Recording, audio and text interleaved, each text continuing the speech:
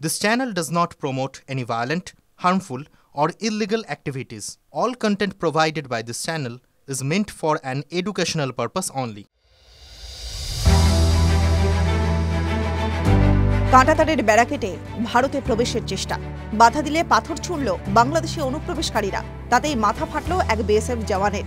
পাল্টা বিএসএফ গুলি চালালে বাংলাদেশ সীমান্তে গা ঢাকা দেয় অনুপ্রবেশকারীরা।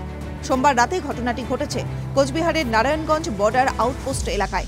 গুরুতর জখম অবস্থায় বিএসএফ জওয়ানকে হাসপাতালে ভর্তি করা হয়েছে। বিএসএফ সূত্রে জানা গিয়েছে, বেশ কয়েকজন বাংলাদেশি অনুপ্রবেশকারী কাঁটাতার কেটে ফেলার চেষ্টা করছিল।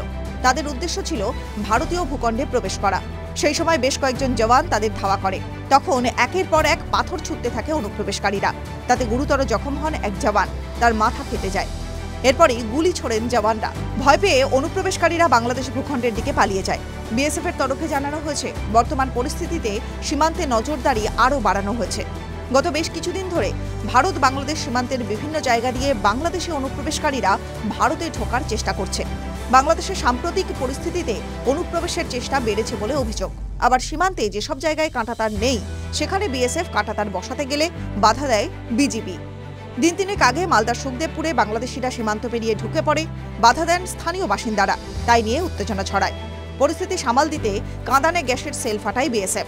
সীমান্তের ওপার থেকে পাথর ছোড়ে বাংলাদেশিরা। সুখদেবপুরের বাসিন্দাদের বক্তব্য, রাতের অন্ধকারে বাংলাদেশিরা সীমান্ত পেরিয়ে এসে ফসল কেটে নিয়ে যায়। সুখদেবপুরে কাঁটাতার না থাকায় সুযোগ নেয় বাংলাদেশিরা। টিভি9 বাংলা ডিজিটাল।